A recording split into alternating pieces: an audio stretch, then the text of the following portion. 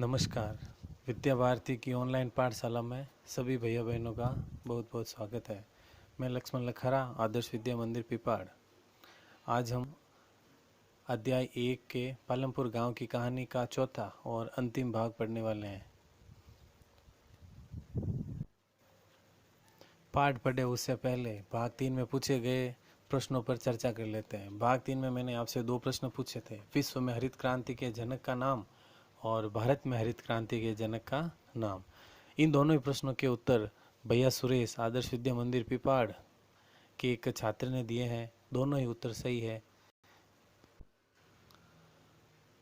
यह है विश्व में हरित क्रांति के जनक नॉर्मन बोरलॉग। इनको विश्व में हरित क्रांति का जनक माना जाता है। ये इनका फोटो है। इनके बारे में एक छोटी सी जानकारी दे रहा हूँ।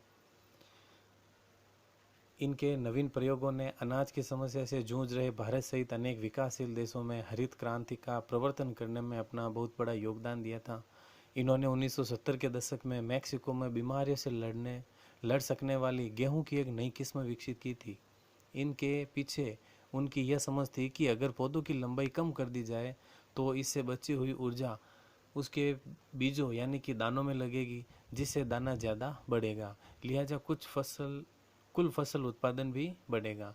बोरलॉग ने छोटा दानव यानी सेमी ड्वार्फ कहलाने वाले इस किस्म के बीज जो गेहूं के थे और उर्वरक विभिन्न देशों को भेजा, जिसने यहाँ की खेती का पूरा नक्शा ही बदल दिया।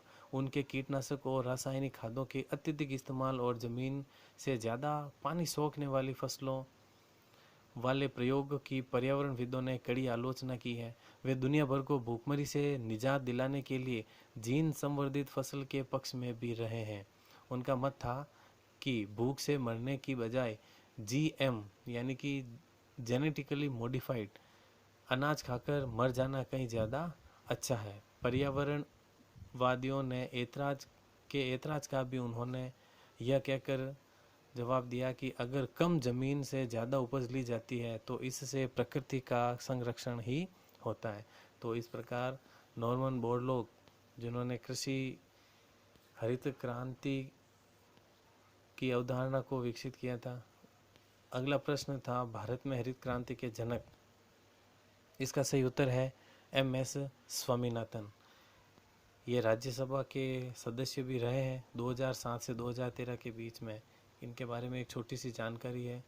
एम.एस. स्वामीनाथन का जन्म 7 अगस्त 1925 को कुंभकोणम, तमिलनाडु में हुआ। पौधों के जेनेटिक वैज्ञानिक हैं। इन्हें भारत की हरित क्रांति का जनक माना जाता है। उन्होंने 1966 में मैक्सिको के बीजों को पंजाब की घरेलू किस्मों के साथ मिश्रित करके उच्च उत्पादकता वाले गेहूं के संकर बीज विकसित किए। उन्हें विज्ञान एवं अभियांत्रिकी के क्षेत्र में भारत सरकार द्वारा 1992 में पद्म भूषण से सम्मानित किया था। हरित क्रांति कार्यक्रम के तहत ज़्यादा उपज देने वाले गेहूं और चावल के बीज गरीब किसानों के खेतों में लगाए गए। इस क्रांति ने भारत को दुनिया में खाद्यान्न की सर्वाधिक कमी वाले देशों के कलंक से उबार कर 25 वर्ष से भी कम समय में आत्मनिर्भर बना दिया था। उस समय से भारत के कृषि पुनर्जागरण ने स्वामीनाथन को क्रांति आंदोलन के वैज्ञानिक नेता के रूप में ख्याति दिलाई। उनके द्वारा सदाबहार क्रांति की ओर उन्मुख अवलंबनीय कृषि की वकालत ने उन्हें अवलंबनीय खाद्य सुरक्षा के क्षेत्र में विश्व नेता का दर्जा दिलाया। एम.एस. स्वामीनाथन को विज्ञान एवं अभियांत्रिकी के क्षेत्र में भारत सरकार द्वारा सन 1967 में पद्मश्री, 1972 में पद्म भूषण और 1989 में पद्म विभूषण से सम्मानित किया। इस प्रकार तीनों ही प्रकार के नागरिक सम्मान जो है भारत सरकार द्वारा इनको प्रदान किए गए। तो ये थी जानकारी हरित क्रांति के जनक के बारे में। अब आगे बढ़ते हैं। अब सीधे बढ़ते हैं आज हम जो टॉपिक पढ़ने वाले हैं उससे संबंधित प्रश्नों के बारे में। आज हम गैर कृषि क्रियाओं से संबंधित टॉपिक को पढ़ने वाले हैं और इससे संबंधित मैंने ये 7 प्रश्न तैयार किए हैं। इनके उत्तर आपको इस वीडियो में मिलेंगे। इनके उत्तर आप ढूंढना, आप स्क्रीनशॉट ले सकते हैं। आज हम पेज संख्या 10 पर पालमपुर में गैर कृषि क्रियाएं यहाँ से पढ़ना शुरू करते हैं। हमने देखा कि पालमपुर में खेती ही प्रमुख उत्पादन क्रिया है। अब हम कुछ गैर कृषि उत्पादन क्रियाओं पर विचार करेंगे। पालमपुर में काम करने वाले 25% लोग कृषि के अतिरिक्त अन्य कार्य करते हैं। सबसे पहला कार्य है डेयरी। डेयरी के बारे में आप सब जानते हैं। पालमपुर के कई परिवारों में डेयरी एक प्रचलित क्रिया है। लोग अपनी भैंसों को कई तरह की घास और बरसात के मौसम में उगने वाले ज्वार और बाजरा यानी कि चारा या चरी खिलाते हैं। दूध को निकट के गांव रायगंज में बेचा जाता है। शाहपुर शहर के 2 व्यापारियों ने रायगंज में दूध संग्रहण एवं शीतलन केंद्र खोला हुआ है, जहां से दूध दूर दराज के शहरों और कस्बों में भेजा जाता है। तो यहाँ पर दूध को इकट्ठा करने के लिए फ्रिज लगाए गए बड़े बड़े, यहाँ से दूध इकट्ठा कर लिया जाता है आसपास के गांव से आने वाला, और उसको फिर बाद में जहाँ पर ज़रूरत होती है बड़े शहरों में वहाँ पर भेज दिया जाता है। ये था पेज संख्या 10। अब इसे आगे चलते हैं पेज संख्या 11 पर। तो गैर कृषि कार्यों में एक उद्योग हमने पढ़ा जो था कृषि डेयरी उद्योग।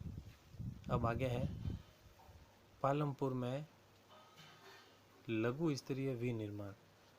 विनिर्माण से मतलब है किसी चीज़ को बनाना, जैसे कि गन्ने के रस से गुड़ बनाना है, या लोहे के, एल्यूमिनियम के या लकड़ी के फर्नीचर बनाना, ये सभी विनिर्माण क्षेत्र में आते हैं।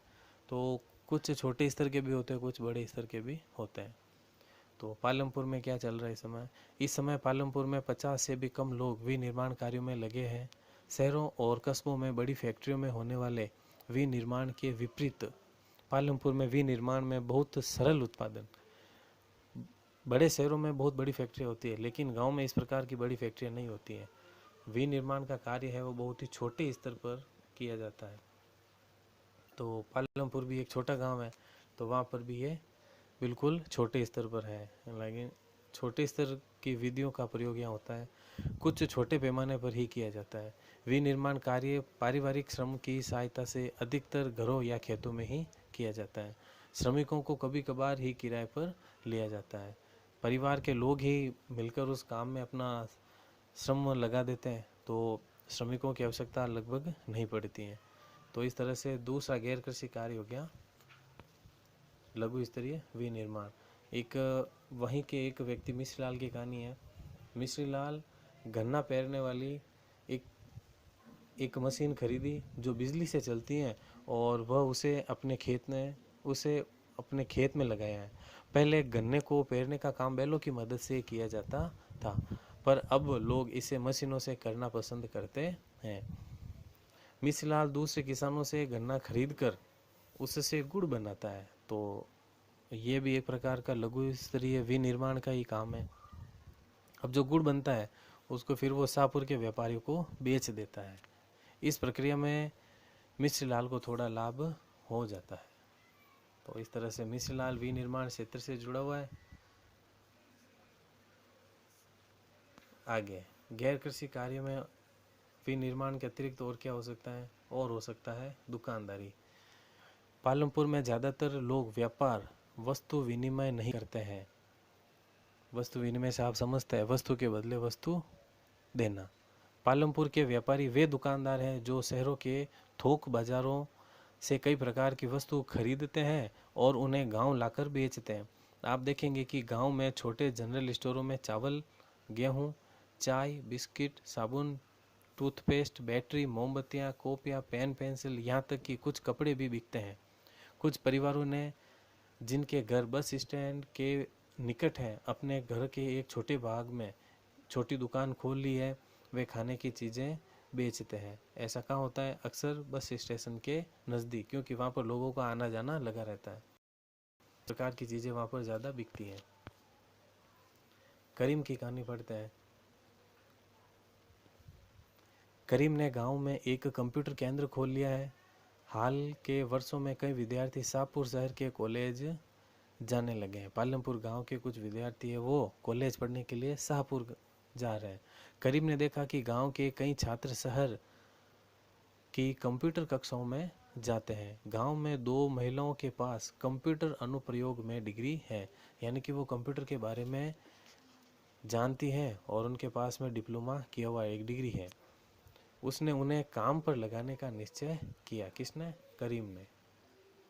उसने कंप्यूटर खरीदे और घर में बाजार की ओर खुले बाहर के कमरे में कक्षाएं प्रारंभ की। हाई स्कूल के छात्रों ने पर्याप्त संख्या में इन कक्षाओं में आना प्रारंभ कर दिया है। इस प्रकार से करीम भी गैर कृषि कार्य से जुड़ गया है। यहाँ पर वो अपनी सेवाएं प्रदान कर रहा है।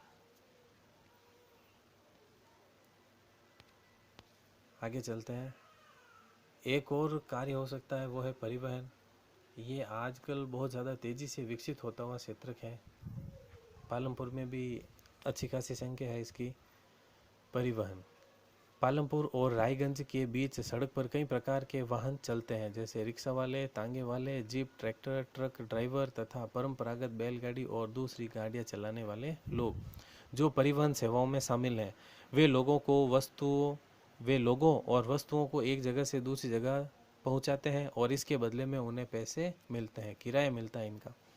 गत कई वर्षों में परिवहन से जुड़े लोगों की संख्या बहुत ज़्यादा बढ़ गई है, क्योंकि गांव से शहरों की ओर आना जाना लोगों का लगा रहता है। खूब सारी चीज़ें गांव से शहरों में जाती है और शहरों से खूब सारी चीज़ें गांव में आती है। इस वजह से परिवहन एक बहुत ही तेज़ गति से विकसित होता हुआ क्षेत्र है। तो इस प्रकार से हमने यहाँ पर 4 प्रकार के काम पढ़े हैं जो गैर कृषि क्षेत्र के हैं। इसी प्रकार से एक छोटी कहानी और है, किशोर की कहानी, इसको भी पढ़ते हैं। किशोर एक खेतिहर मजदूर है। अन्य ऐसे ही श्रमिकों की भांति किशोर को अपनी मजदूरी से अपने घर परिवार की आवश्यकताएं पूरी करने में कठिनाई होती थी। कुछ वर्ष पहले किशोर ने बैंक से कर्ज लिया था। कि कहाँ से लिया था? बैंक से कर्ज लिया। किसी ज़मीन के मालिक या साहूकार से नहीं लिया, उसने बैंक से कर्ज लिया। और इसका क्या फ़ायदा होता है, इसको आगे बढ़ते हैं। यह एक सरकारी कार्यक्रम के अंतर्गत था, जिसमें भूमिहीन निर्धन परिवारों को सस्ते कर्ज दिए जा रहे थे। किशोर ने इस पैसों से एक भैंस खरीदी। अब वह भैंस का दूध बेचता है। तो भैंस का उपयोग उसने क्या किया है? दूध निकालकर दूध बेचने में किया है। यह था पेज संख्या 12। पेज संख्या 13 पर। तो भैंस से उसको दूध की प्राप्ति हो जाती है। साथ ही उसने एक भैंसा गाड़ी भी बना ली है, जिसमें कई प्रकार के सामान ले जाता है। भैंसा गाड़ी बनाने से वो अब सामान को लाने ले जाने का काम भी कर सकता है। तो एक तो उसने दूध बेचने का व्यवसाय प्रारंभ कर दिया और साथ में परिवहन का व्यवसाय भी प्रारंभ कर दिया। दो तरह के व्यवसाय से वो जुड़ गए हैं। अब इस प्रकार के काम में वो क्या क्या करता है? सप्ताह में एक दिन गंगा के किनारे से कुम्हार के लिए मिट्टी लेकर आता है। कुम्हार घड़े बनाते हैं मिट्टी से, तो उस मिट्टी को लाने के लिए किशोर की सेवाएं कुम्हार लेते हैं। तथा कभी कभी वह गुड़ और अन्य वस्तुओं को लेकर शाहपुर जाता है। अभी आपने पहले देखा था मिश्री लाल जो गुड़ बनाता है, उसका गुड़ शाहपुरा तक कैसे पहुंचेगा? तो वे लोग किशोर की इस भैंसा गाड़ी का सहारा लेते हैं। बदले में किशोर को क्या मिलता है? उसका किराया मिल जाता है। इससे उसको आमदनी हो जाती है। हर एक महीने उसे परिवहन से संबंधित कोई न कोई काम मिल जाता है। परिणाम स्वरूप किशोर पिछले वर्ष की तुलना में अब अधिक कमाने लगा है। तो ये सारा फायदा हुआ उसको बैंक द्वारा कर्ज लेने के कारण। तो इस तरह से अर्थशास्त्र का हमारा एक पहला अध्याय है वो लगभग पूरा हो गया है। हमने इसमें पढ़ा कि किस प्रकार से उत्पादन होता है। एक छोटे से गांव का उदाहरण लेकर पढ़ा था हमने, पालमपुर गांव का।